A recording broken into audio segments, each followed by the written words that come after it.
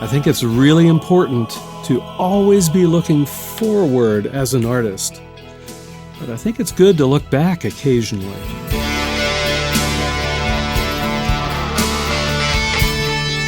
So I really do think it's important as an artist to always be progressing and moving forward, no doubt. Always improving your skill set, always expanding your musical vision, always making sure that the product of your art is getting better and better. But I think it's really important to look back in time, to look at your roots, see where you've come from, and I think that will help inform where you're going. So to that end, I'm kind of a pack rat. I hoard things from my musical history, and I pull them out every now and then, not very often, but every now and then, to think about where I've come from and remember who I am as a musician. So I've got a few examples to quickly share with you. Example number one comes from my senior year in high school. So that year was a really fun year for me. I got the opportunity to take several music theory courses and just be involved, kind of immersed in music that whole year. And one thing that came out of it was this piece right here. Yes, I used to compose on sheets of paper with a pencil or a pen and actually write notes. Yeah, it's kind of becoming a lost art, isn't it? This piece is called Child, and I composed it in 1976, and it was performed only once. It was performed on May the 21st, 1976. This is a quartet that I wrote. It's for flute, oboe, 12-string guitar originally, which is what I played in the quartet, and of course piano. So you're listening to a little bit of an excerpt, and here's a little bit more of the piece.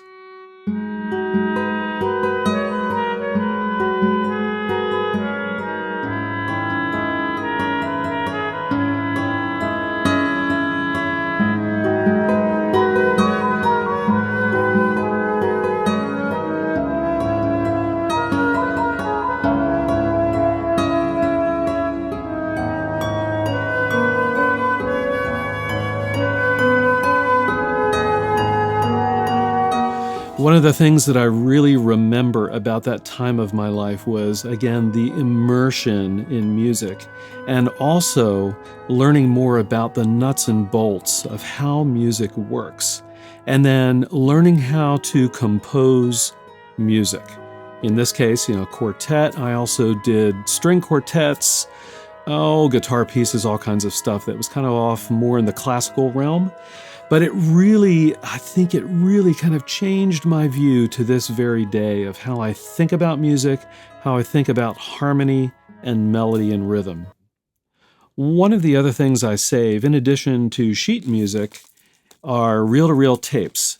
And again, when I was in high school, college, back in my early band days, that's what we had to record with. So we bought and used several different reel-to-reel tape recorders, and I still own a few today, I think, as some of you know.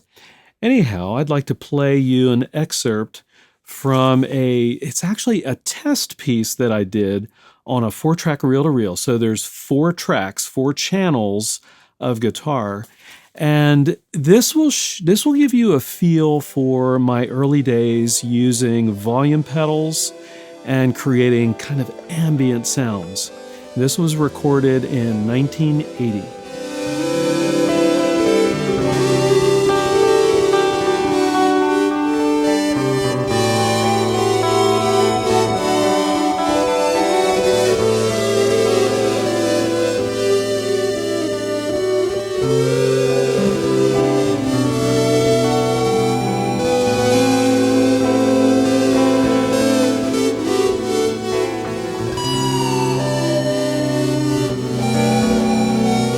As I look back to the time frame when I recorded that piece, I was still really immersed in music. I had begun to really re-engage with electric guitar. I played it, electric guitar when I was 13 to 16. And then I kind of shifted more towards acoustic guitar, which was really good. But then around 1980, I began to shift back, actually before that, 1978, 79. But that time frame was a period when I was really shifting back into electric guitar. And not only that, I was really immersing myself in progressive rock. And a few early players that I listened to, like Steve Hackett from Genesis, really influenced my style of playing. And I think this piece is a good example.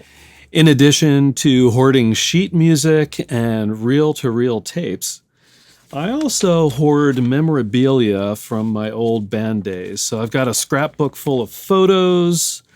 I'll pop up one here. And then in addition to the photos, I also hoard things like set lists and announcements for when we played gigs.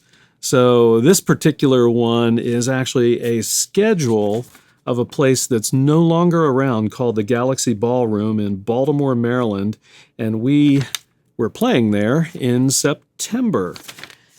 Here is another program, if you will, and it's from an evening with our band where we performed our LP. We had just released an LP, so we played through the entire album along with some other songs. And he shall reign forever and ever.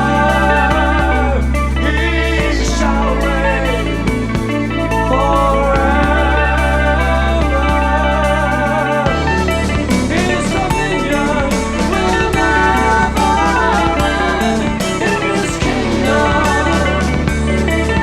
will not be destroyed. And so some cool artwork from my buddy Connell. If you've been hanging out here in the channel, you probably know he passed away late spring 2018. Awesome artist. And these were some of his works from the band. So I saved all that stuff, and I really, again, every now and then, not often because I do want to be forward looking, but I like to look back at these things and remember the experience that I had playing in the band, but in addition to that, remember my musical vision, remember the types of things that I did on the instrument versus what I'm doing today, and kind of use that to help me understand where I am and where I'm going. So what kind of memories are you making or have you made in your music? Comment below and let me know. I'd be really interested. If you're a younger musician, my advice for you is just simply collect artifacts. Be a little bit of a pack rat like me. Don't let stuff go, whatever it might be, whether it's paper, digital, reel-to-reel, whatever it might be. Save it so that you can look back in the future, so that you can look back and remember where you are today and where you're headed. If you're an older musician, look at those artifacts you have. Pull them out every now and then. Listen to the old music, look at the old pictures. Don't obsess over it now, but just remember and help it inform you as to where you're going in your music. If you haven't already done so, please subscribe, hit that bell notification, join the Chords of Orion constellation of awesome ambient guitarists. And as always, I'll see all of you on the next video.